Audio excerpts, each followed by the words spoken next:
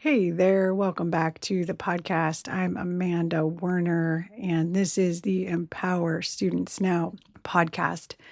Today, I would like to tell you about an excellent article on The Atlantic. The article is called In Praise of Difficult Kids by Russell Shaw. I know not everyone has a subscription to The Atlantic, so I just wanted to summarize it for you so that you were aware of this really validating, important information. So, um, let's talk about this because I think that it's going to be super, super helpful to you, teachers and parents. I'm not in a classroom anymore. And so a lot of the educational literature and news that I'm reading, I mean, of course, I'm constantly keeping up to date with what's going on in education, even though I'm out of the classroom. But a lot of it, I feel like I'm reading from a parent's perspective. And I do think that this podcast is shifting towards just a podcast for adults who care deeply about children, whether you're a teacher or not. Welcome to the Empower Students Now podcast, a podcast about equity, neurodiversity, mindfulness, and student engagement. There's a lot that needs to change in our education system. The good news is teachers have the power to make these changes now.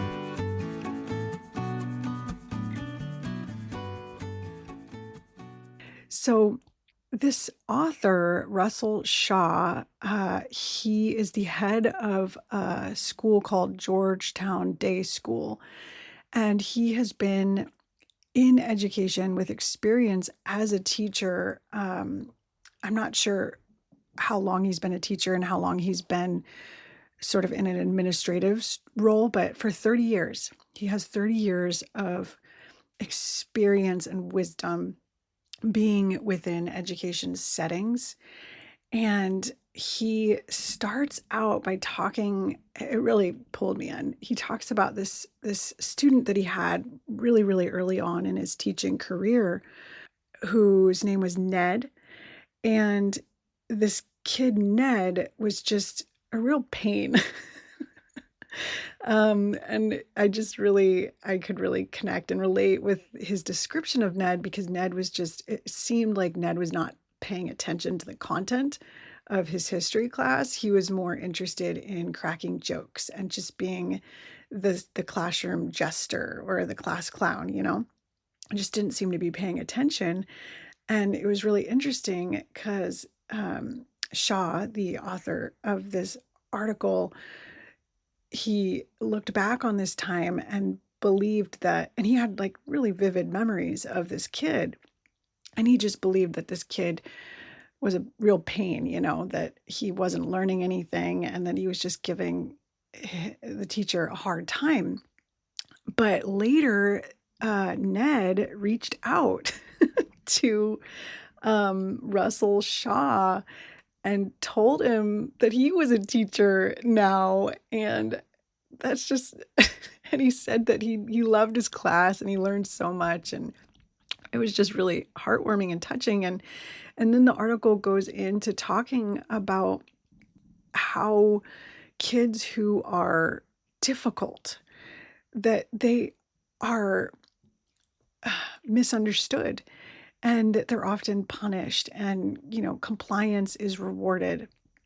And it really is an excellent article because it talks about just how important kids who are pushing back against what you're talking about in your classroom, kids who maybe seem defiant or argumentative or like the class clowns, that they are kids that, like you can really build a rapport with these kids. And I'm going to talk more about that a little bit later about like how to approach these kids, because I think a lot of times our first instinct is to make them compliant and not question your authority, and that it's disrespectful to do that. But I think this time period is just, it's really, really essential that kids are allowed to question things, to develop critical thinking. Dissent is important in democracy.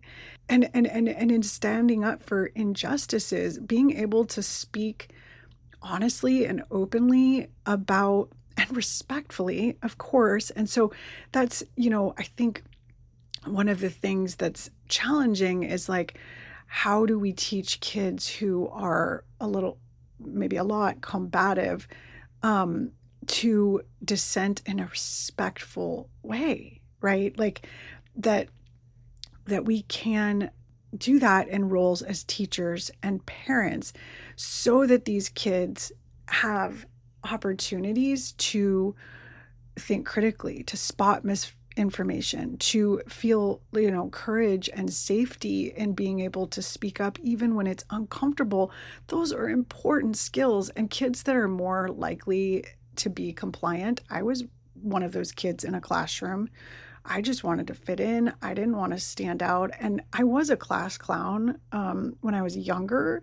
But in, middle and high school, that's when I really started to fall apart, really, and really turn inward and not speak up and not really be myself, because I am very much I like dark humor. I like comedy. I liked being the class clown. I was a class clown in elementary school, but that was, like, I being in public schools, I don't want to say beaten out of me, but that's the only phrase that I can think of, like I was molded into a compliant good girl. And that's how I tried to portray myself and mask, as a middle and high schooler. But then my defiant ways, they came out at home and socially. And so it was just, I think that I learned how to mask because of what it was expected at schools. And it can be really damaging to kids. So, like, what does this look like to allow, and this, to allow for dissent, to allow for challenging ideas in your classroom? Because this author, he talks about, like, that at the time he was a brand new teacher and he just wanted the kid to act like all the other kids, and like listen and do his work and not constantly interrupt. And I mean, we all want that, but at the same time, when that's our expectation of everyone in the classroom, it's like, what are we doing? Like what is that doing to kids? And I think that a lot of kids that are compliant and see the defiant kid get put in their place, quote unquote, it makes them more scared and less likely to speak up about a wrong that they might see or experience. And so when you can interact with that kid, that loud kid that's just like constantly getting on your nerves in a respectful, kind, open way, other kids see that, and other kids might come out of their shell more, So I think that some ways that you can approach kids that are really challenging, and I mean, it's already April, so I'm sure that at this point in the school year, you've developed your systems, your relationships with kids, and things are really, probably stable, but maybe not. And so this could be something that you could start, in the spring, because kids are starting to get a lot more rowdy in the spring fever. And so you could start this now if you wanted, or you could start it at the beginning of the school year next year. But I think that creating structured opportunities for kids to dissent is really important. And like this kid, Ned, like, what if he had had opportunities to, I mean, it sounds like Russell Shaw handled this kid fairly well, because the kid reached out as an adult and was like, hey, I became a teacher and thank you, you know? So he was able to somehow develop a positive relationship with this tough kid. But structured opportunities for dissent, like debates, like playing devil's advocate, like having kids play the devil's advocate role, maybe even having like challenge the teacher days where kids get to maybe write on like anonymously like feedback, and the teacher gets to kind of stand up there and maybe they read them prior to class to make sure that nothing, surprising is happening. But like you take that feedback and you speak to it and you model how to take feedback, right? Allowing students to have like student led discussions where they can question popular opinions and like take the devil's advocate role. And so just kind of being able to have these carved out opportunities, structured opportunities for dissent could be really, really helpful. Times when they're allowed to, times when it's more like compliance time, you could even name it like that, right? And then another idea that I have for you is just naming kids' strengths. So like this class clown, the kid that interrupts and all of that, like you might say something like, you really have a very like strong presence in this classroom, like having like phrases that you can sort of turn their like quote unquote bad behavior into maybe a positive.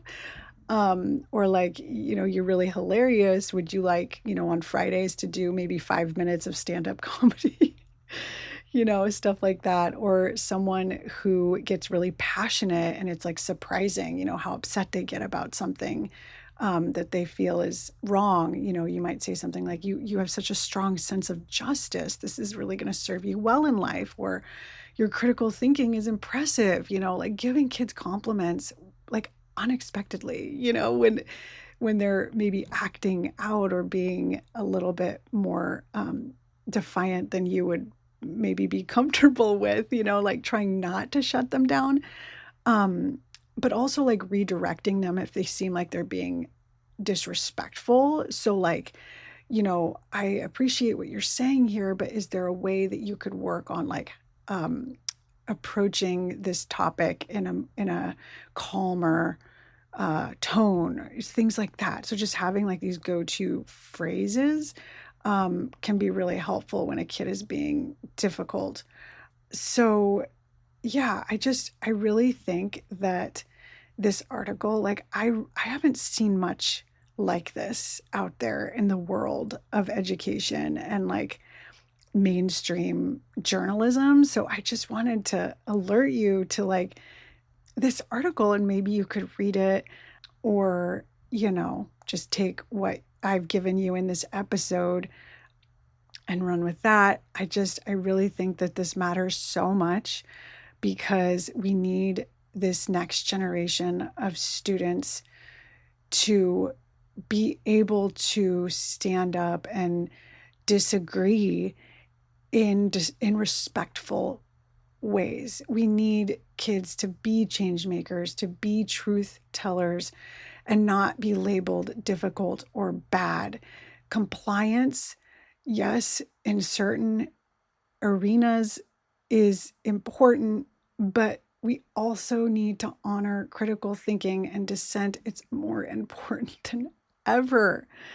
And so, I really do want you to maybe think about who is that difficult kid in your classroom and like how could you maybe change your approach to them, because sometimes I do think when the more we force compliance in difficult kids, the worse things get.